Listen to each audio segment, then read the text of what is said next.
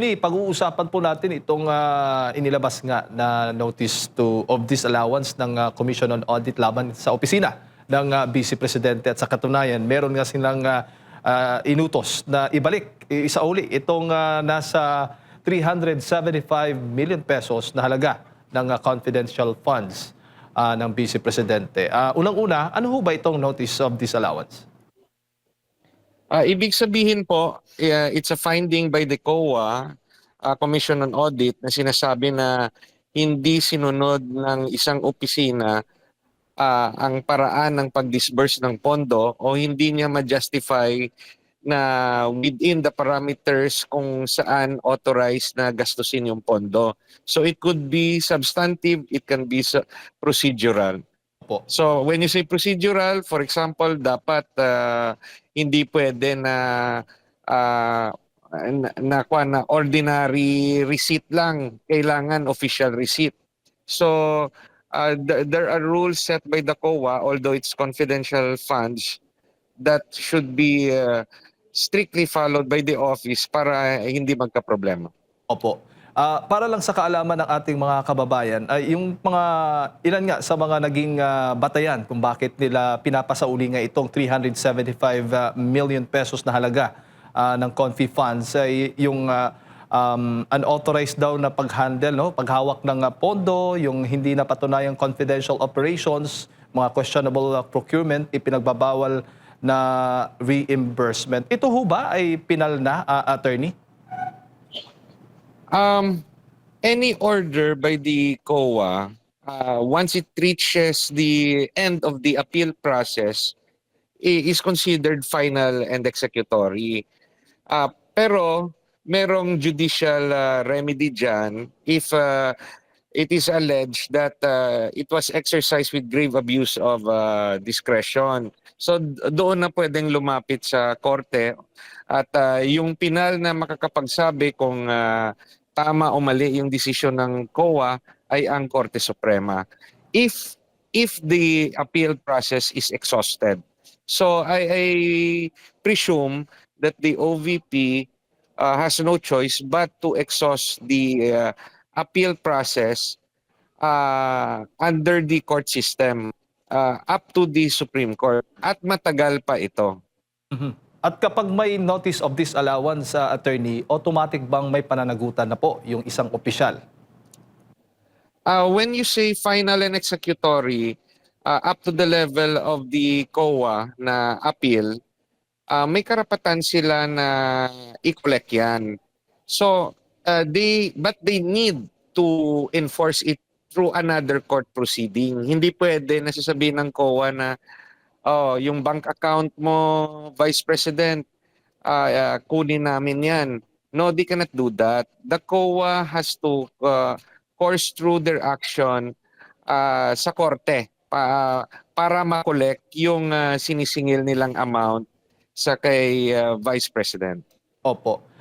Dito sa naging findings nga ng COA, attorney, na questionable nga yung procurement, may mga reimbursement na prohibited. Posible bang technical lapse lang ito? I have no access to the actual documents. Ito kasi we must look at it in its totality, no? Hindi lang ito simpleng audit. We know for a fact na may political contest between the President and the Vice President. And although the COA is a separate office at supposedly independent constitutional body, tayo naman, alam natin na yung nakaupo dyan ay appointed by the President. Now, there's the benefit of the doubt that the people in the Commission on Audit are doing their job correctly. But there is also a way for the respondent to make sure na yung ginawa ng COA-ng desisyon ay naaayon sa batas, even no na merong sariling COA rules, dapat ito'y susunod sa konstitusyon. So doon nga yung final na desisyon ay ang Korte Suprema. But unless there is an injunction or immediate restraining order, nothing can stop the COA from initiating an action in the courts for a collection case. At yan ay matagal pang proseso. Kasi yun nga, the COA has no authority to immediately just get the funds of the VP. Now,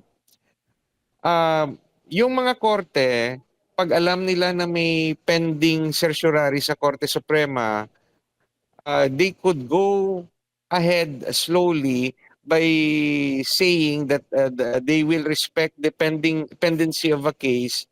So, hindi nila kaagad actionan yan. Discretion rin yan ng sitting judge, especially if the case is this high profile.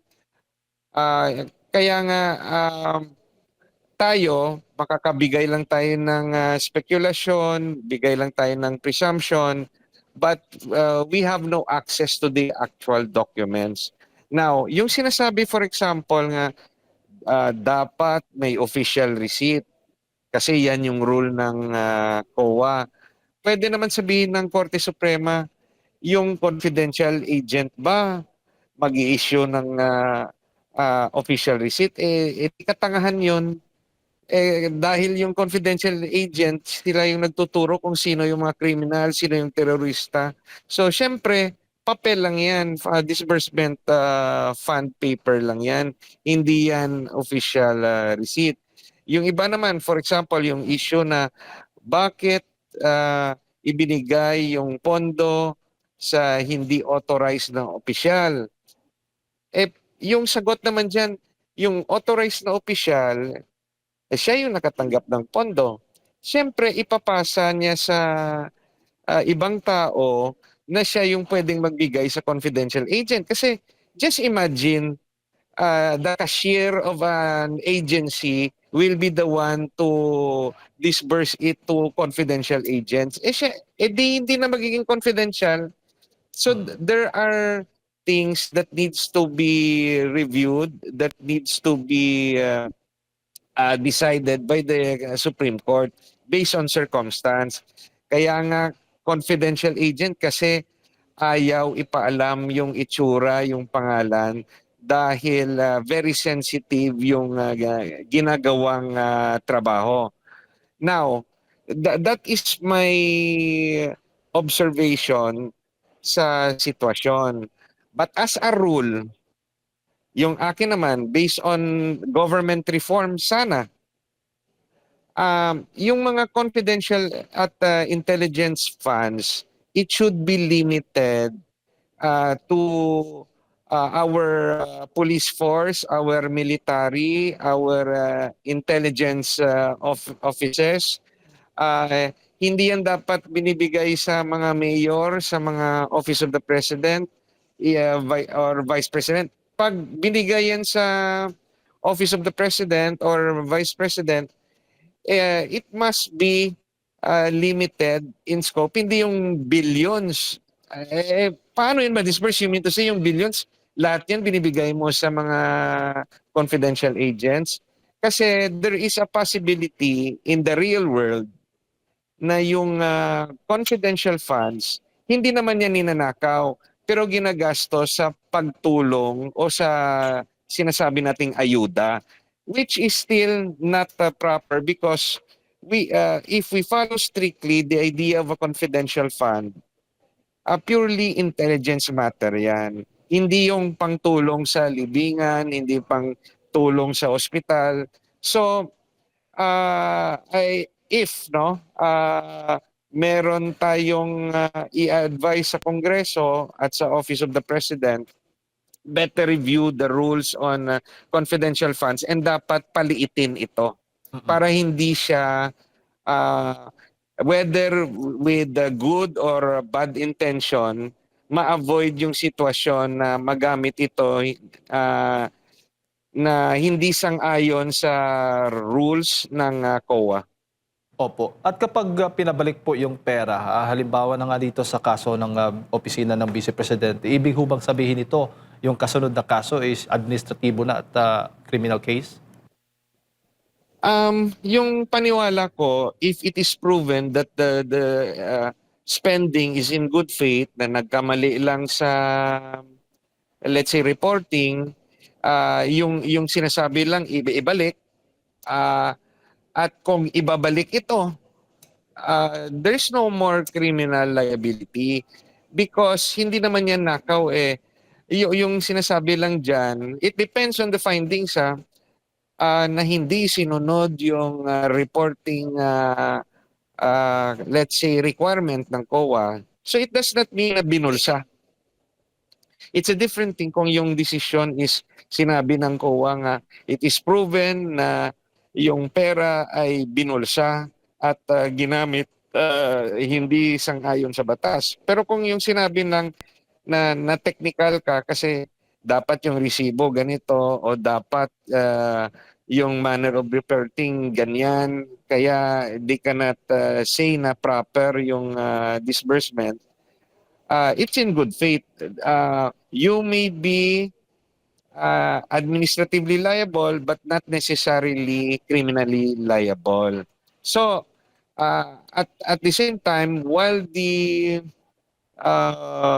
impeachable officer is sitting, hindi siya mafafailan ng administrative or criminal case kasi dadaan muna ng impeachment. Opo. At sa alin ho ba yung mauna o pareho ba ang mananagot, si VP Sara at yung kanyang mga implementing officers like yung disbursing officer at yung accountant, attorney?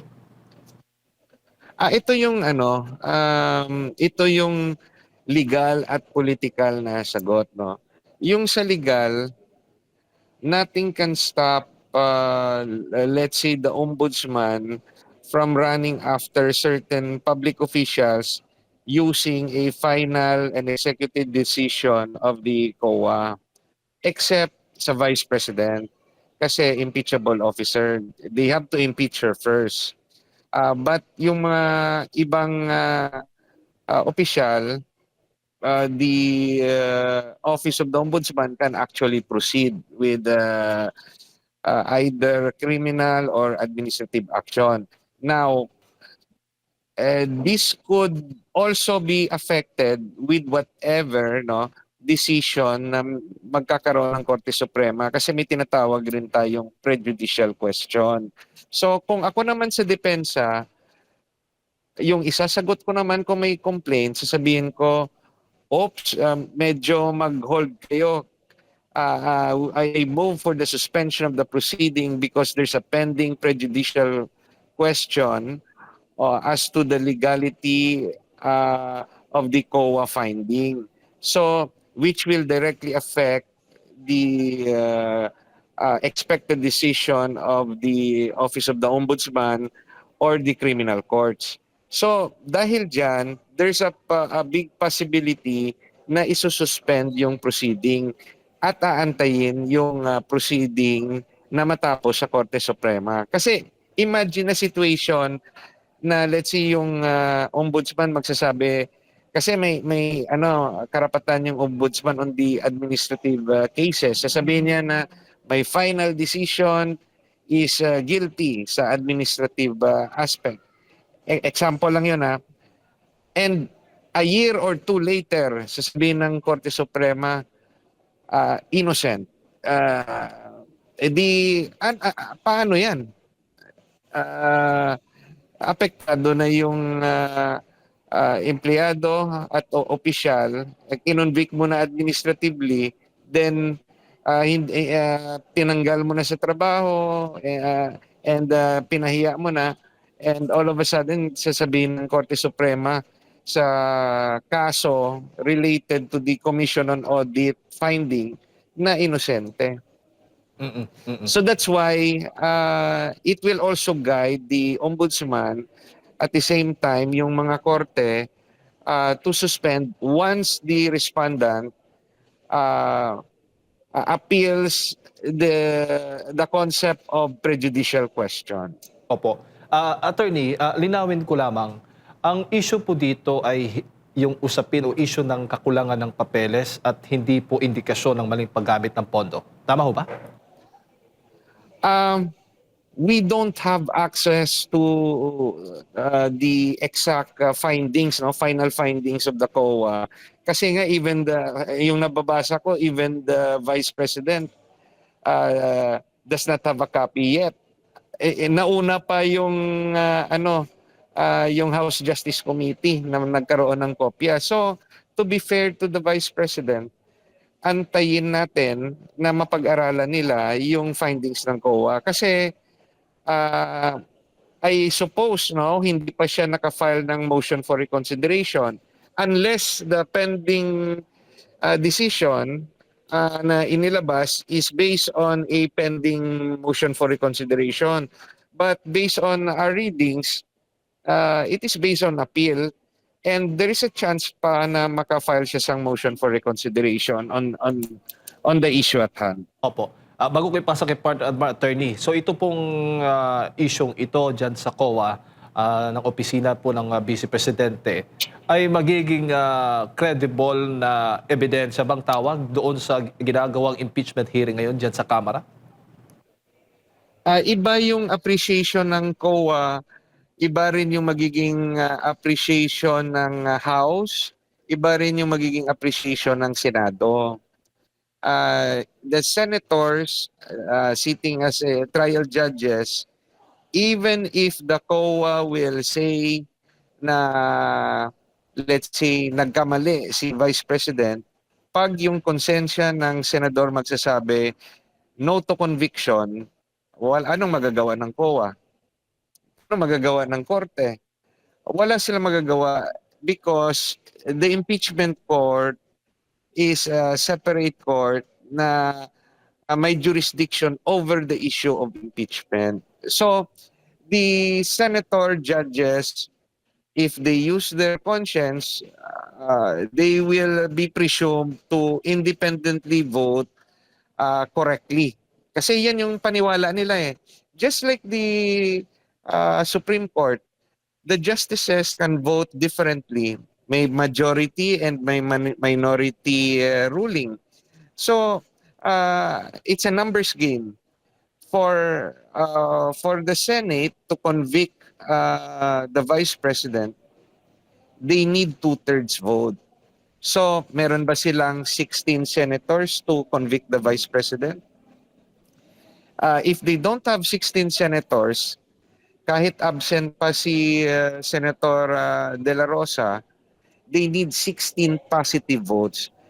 So if we count the sitting senators and analyze the situation,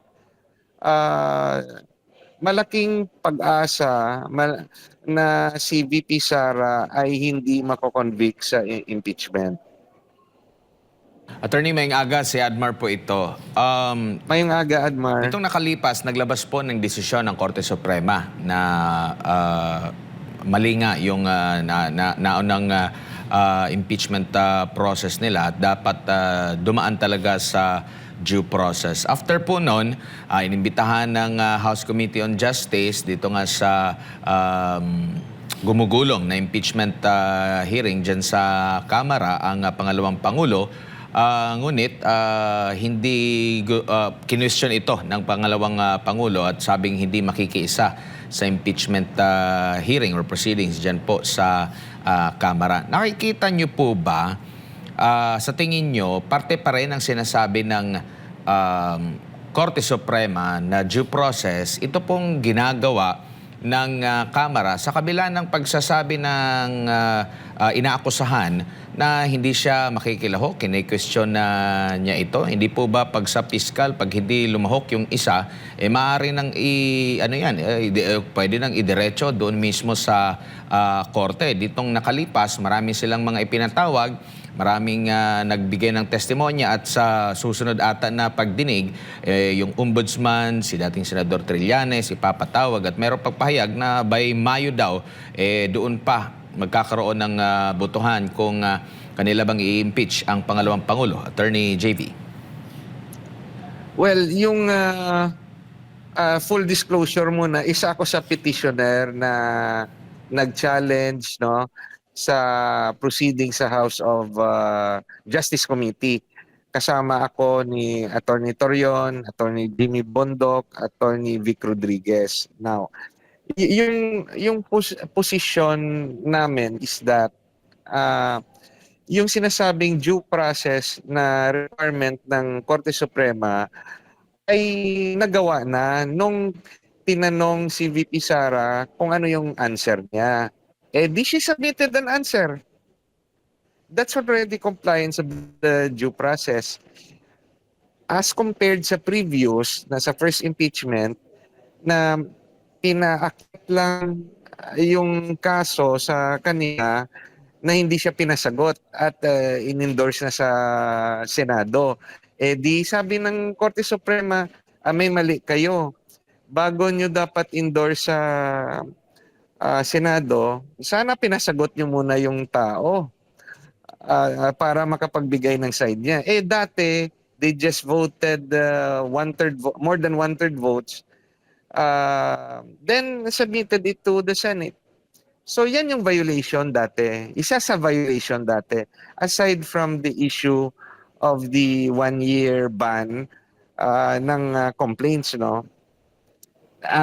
So, sa desisyon ng Korte Suprema, lipat na tayo sa second impeachment. Di ginawa na ng House. Yung sa House Justice, pinasagot si VP o sinagot ni VP. Kung hindi sila satisfied sa sagot ni VP, tapos na yung issue kasi they are bound within the complaint and the evidence attached to the complaint. They should now vote based on that kasi pinasagot na nila yung tao at yung sagot ng tao whether she will cooperate or not, karapatan yun kasi may right rin siya against self-incrimination.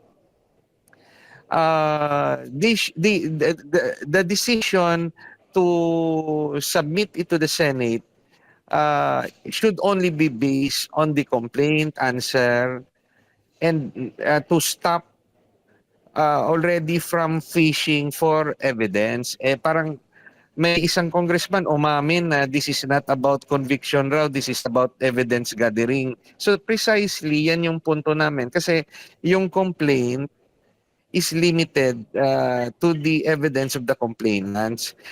At yung House are there not as a complainant but as judges to find out if there's enough evidence based on the complaint and it is in compliance with the form and substance para maitaas sa Senado. So what they're doing now based sa aming assessment is already more than the powers granted to them by the Constitution. Even if based on their own rules, sinasabi nila justified.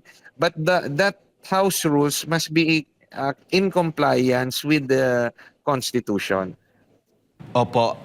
Dito po sa mga panibagong sasabihin pa no ng kanilang mga resource person na hindi rin pwede na hindi rin pwedeng pagtatanungin, walang cross-examination din na ginagawa, parang confirmation lang doon sa kanilang mga testimonya. Saklaw na rin ba ito doon po sa inyo pong petisyon na inihain sa Korte Suprema or maaring dagdag pa ito na question? Itong patuloy pa rin hanggang bukas ata, no? Magkakaroon muli ng pagdinig. Dagdag pa rin ito na pwedeng isumbong ulit sa Korte Suprema kasi hindi na due process, lahat na sa side po ng mga nag-aakusa po laban sa pangalawang Pangulo. I think yung issue of subpoena was specifically included in the case filed by certain intervenors, no? Merong sumunod sa amin na nag-file ng mga intervenors touching on the issue of subpoena. And narinig ko rin sa balita and read it na even Attorney Mans Carpio, yung husband ni VP Sara, also as a local court to issue an injunction. Now, lahat ng ito without a restraining order or an injunction from any of the courts in which nag-handle ng kaso, uh, patuloy yung proceeding. But Opo. it does not mean na kahit na makapasok, sasabihin lang na moot and academic, because if it's already within the court process, what if the court would later on decide at sasabihin, let's say they already violated the Constitution. So again, there is a possibility that the court will strike down the entire proceeding.